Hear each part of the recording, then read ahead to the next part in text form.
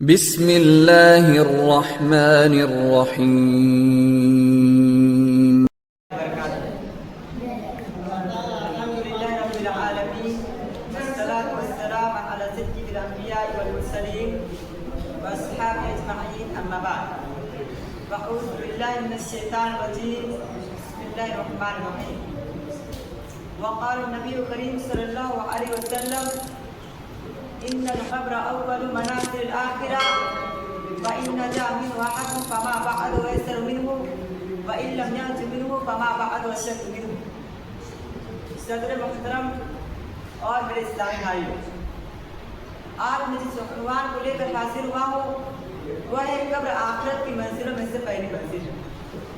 محترم سامعین، انسان کے سفر آخرت کا آغاز اس کی موت سے ہوتا ہے، پھر موت کے بعد اس سفر کی پہلی منزل قبر ہے، جس کے تصور ہی سے مومن کے رونگٹے کھڑے ہو جاتے ہیں۔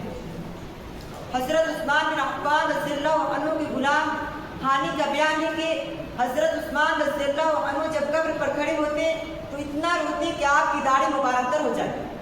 اس سے کہا گیا کہ جب آپ کے سامنے جنت و جہنم کا تذکرہ کیا جاتا ہے، جب آپ کے سامنے جنت و دوزخ کے بارے میں ذکر کیا جاتا ہے تو آپ اتنا نہیں روتے جتنا آپ قبر پر کھڑے ہو کر روتے ہیں۔ تو انہوں نے جواب دیا، میں نے رسول اکرم صلی اللہ علیہ وسلم کو فرماتے ہوئے سنا، آپ فرمایا کرتے تھے ان القبر اول منازل الاخرہ فإن نجا منه احد فما بعد ايسر منه وإن لم ينج منه فما بعد اشد منه۔ بے شک قبر آخرت کی منزلوں میں سے پہلی منزل ہے۔ اگر انسان اس میں نجات پا گیا، اگر انسان اس میں کامیاب ہو گیا تو بعد میں آنے والی منزل اس سے زیادہ آسان ہوگی، اور اگر انسان اس میں نجات نہ پا سکا، اگر انسان اس میں فیل ہو گیا تو بعد میں آنے والی منزل اس سے زیادہ سخت ہوگی۔ اور تدفین کے بعد میت کو اس کی قبر دبوچتی ہے، اگرچہ میت نیک ہی کیوں نہ ہو۔ جیسا کہ حضرت عبداللہ بن عمر رضی اللہ عنہ سے روایت ہے کہ رسول اکرم صلی اللہ علیہ وسلم نے حضرت سعد بن معاذ رضی اللہ عنہ کے متعلق فرمایا، هذا الذي تحرك له العرش وفتحت له ابواب السماء وشهده 70,000 من الملائكة لقد ثم فرج عنه۔ یہ جس کے لیے رحمان کا عرش حرکت میں آ گیا، جس کے لیے آسمان کے دروازے کھول دیے گئے اور اس کے جنازے کی نماز میں 70,000 فرشتوں نے شرکت کی، اس سے قبر میں دبوچا گیا، پھر اسے چھوڑ دیا گیا۔ اور حضرت عائشہ رضی اللہ عنہ سے روایت ہے کہ رسول اکرم صلی اللہ علیہ وسلم نے ارشاد فرمایا، ان للقبر زغطة لو نجا منها احد لنجا منها سعد معاذ۔ بے شک قبر میت کو دبوچتی ہے، اگر اس سے کوئی محفوظ رہتا، اگر اس سے کوئی باحفاظت رہتا تو حضرت سعد بن معاذ رضی اللہ عنہ ضرور اس سے محفوظ رہتے۔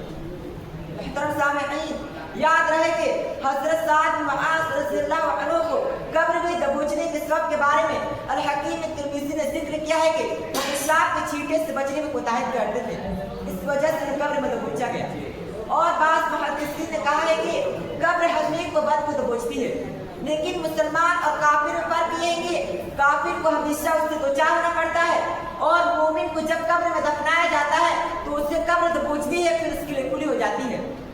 اور اسلامی بھائیوں، اہل سنت والجماعت کا عقیدہ ہے کہ قبر میں میت سے سوالات کیے جاتے ہیں، جیسا کہ حضرت ابو ہریرہ رضی اللہ عنہ سے روایت ہے کہ رسول اکرم صلی اللہ علیہ وسلم نے ارشاد فرمایا، بے شک میت کو اس کی قبر میں رکھا جاتا ہے اور ایک آدمی کو اس کی قبر میں بے خوف و خطر بیٹھا دیا جاتا ہے اور اس سے پوچھا جاتا ہے تم کس حالت میں تھے؟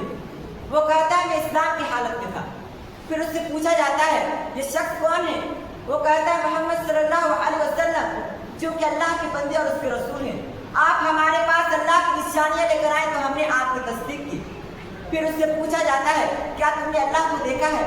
وہ کہتا ہے نہیں، یہ تو کس نے لائق ہی نہیں وہ اللہ کو دیکھے۔